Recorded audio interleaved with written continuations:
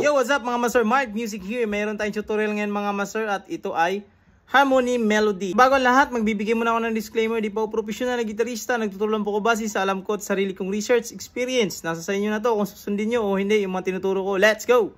May nagtatanong sa akin mga master about sa harmony melody. Gawan ko daw ng full tutorial kung paano gawin or kukunin yung harmony sa isang kanta. Example, yung intro ng ating Nosy Balasi.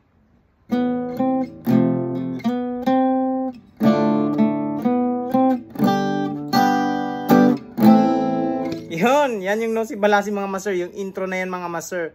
Maganda kasi siya gawa ng harmony mga master. So ituturo ko sa inyo yan mga master. I-identify muna natin yung kanyang chords ng intro ng Nosy Balasi mga master. So meron siyang A minor, F, D minor, din G. Yan. Bali 2 times yan, D minor na. Bago papasok yung kanta. Gamit na scale is A minor scale or relative din ng C major scale. Sulat natin dito yung scale ng A minor mga master. Yan sa baba sa ating ruler mga master. Yan yung scale ng ating A minor scale or C major. Yan, relative lang yan sila mga master. Ngayon mga master, isusulat natin dito sa baba yung kanyang mga chords.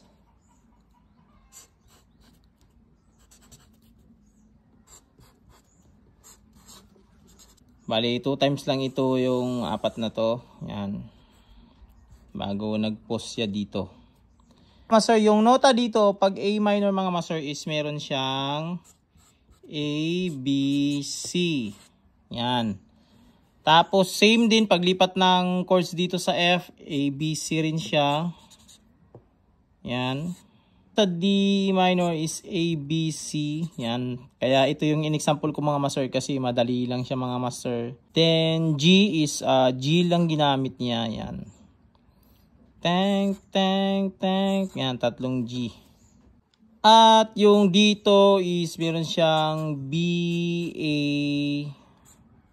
B, A, tapos high A. Kumbaga ito ay octave. Lagyan lang natin ng ganyan. Arrow up. Yan, pasensya na kayo mga master. Ganito ako mag-identify mga master. Master, na-identify na natin yung nota niya. Ito yun. Pag A minor, ito yung nota niya. Kumbaga sa chords na A minor, nota niya sa scale, ito yung scale. Yan. Ta-na-nang. Yan, yan. Ta-na-nang. Ta-na-nang.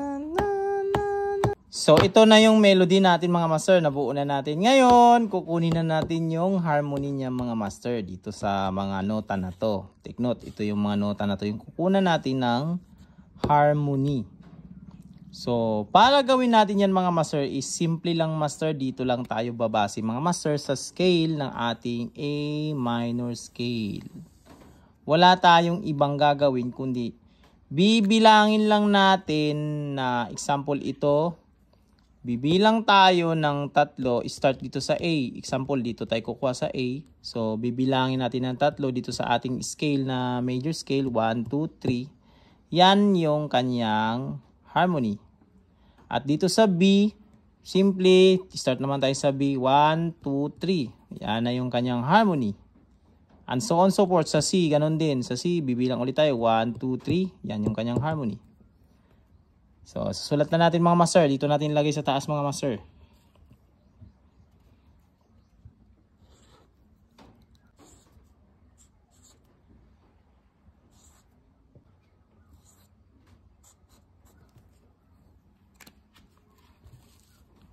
Yan mga master. Nasulatan na natin mga master. So, yung kanyang harmony mga master is yung nandito, yung mga maliliit sa taas.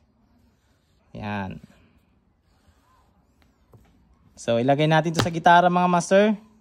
So, ganito naman sa gitara mga master pag mag-identify tayo ng minor scale mga master. So, set aside muna natin yung mga pangalan ng mga nota. Example, dito natin ilaland yung ating index finger sa 3rd fret. Yan.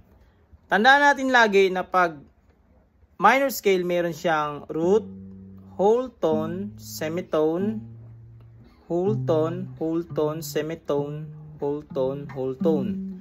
Yan yung mga pagitan niya mga master, or yung space ng bawat isa sa dito sa ating fretboard. Kahit saan ito naka-pinpoint yung ating index finger, yan yung root niya, kumbaga yan yung starting point ng nota. Diyan nag-start bibilang ng 1, 2 hanggang 7.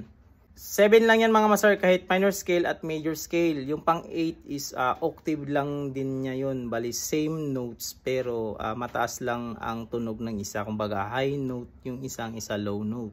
So para sa example natin, hanapin na natin yung ating A minor scale mga master. So example lang natin dito sa ating low E string yan, 5th fret. Pero marami po yung A mga master. Meron din tayo dito sa ating G string 2nd fret. At same din sa ating high E, meron tayong 5th fret. Pero depende yan sa'yo kung saan mo kukunin mga master. Pareho lang yan. Nagkakaroon lang siya ng octave. So example natin dito tayo mga master. So meron tayong root na A. Whole tone is B. Semitone is C. Whole tone tayo ulit, meron tayong D. Whole tone, meron tayong E. Semitone, meron tayong F. Whole tone, meron tayong G.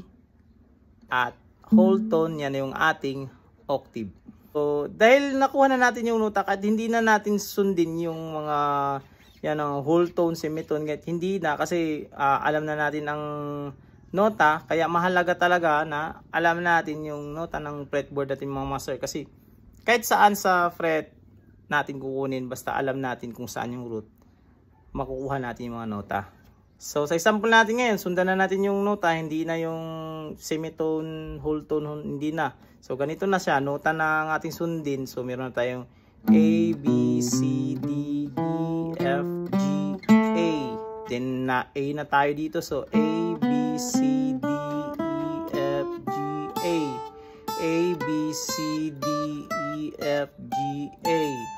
So, madali na lang natin makuha yung mga master, yung kung saan yung mga octave nun. So, sa example natin sa Nosy Balasi mga master, dito natin kukunin mga master yan.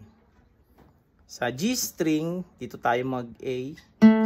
Pagbagsak ng chord na A minor, yan.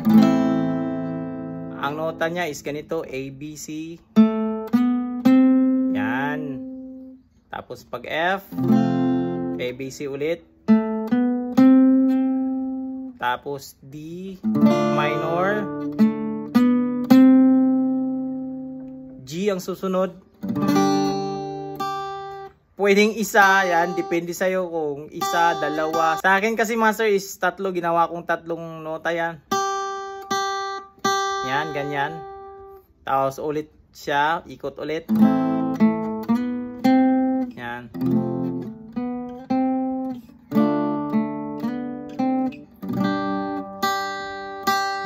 Tapos yun na yung A minor na nakasustain lang siya.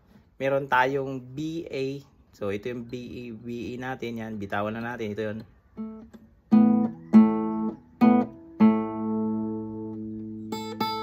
Ito is binibend to yung G string, pero siyempre yung pagbend nitong tatargetin lang din naman na nota is yung A note. Ito yung high E natin, yung octave. Yan. So sa post niya mga master, ganito.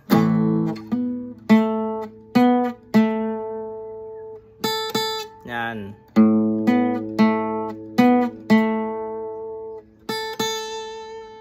Tapos yun ang kata.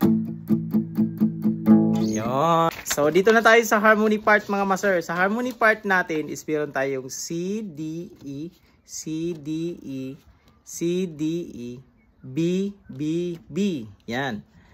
2 times yan. Tapos nung dito na, yung nakapost na tayo sa E minor, meron tayong D, C, D, C, C. Na siyempre octave din yun, high din siya.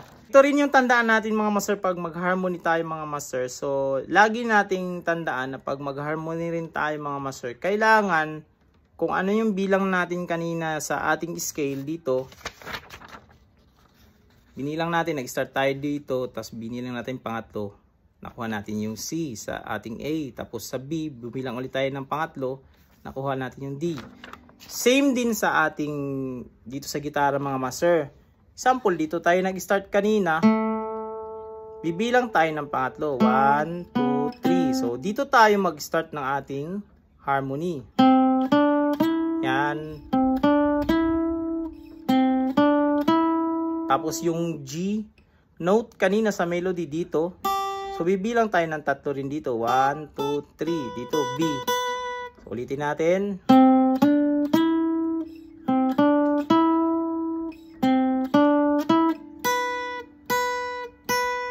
Yan, ganon din siya para babagay, hindi natin kukunin yung dito tayo sa pinaka-low. Pwede naman siguro pero parang medyo iba yung dating niya. So ganon siya magkuha mga master ng harmony mga master. Nakabase rin talaga siya doon sa kung paano natin kinuha yung harmony mga master. Hindi yung ganito na dito tayo sa C. Halimbawa, doon kanina nakuha natin yung C. Dahil alam natin na mayroong D dito sa ating A string, 5th fret, dito natin kukunin yung D. Tapos doon na naman natin kukunin dito yung E. So, parang iba-ibang octaves na yun. Nagahapin ko mga master, i-record ko siya master. Mag-record ako ng backing tracks na ito. 3, 2, 1.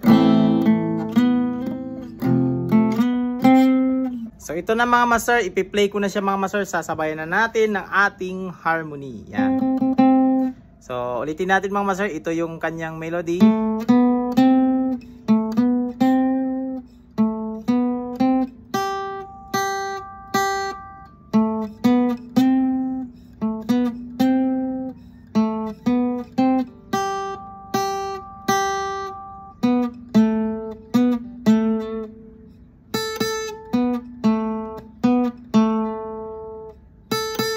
Yan.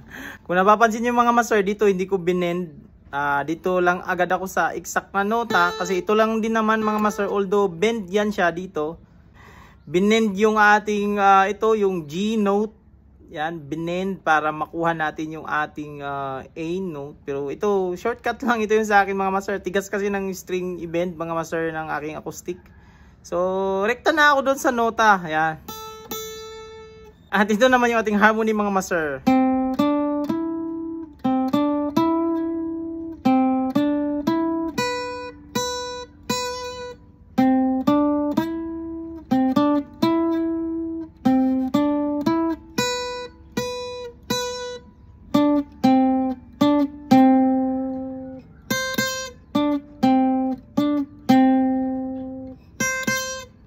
Yan, sana nakuha nyo yun mga master. I-play ko na to mga master. 3, 2, 1.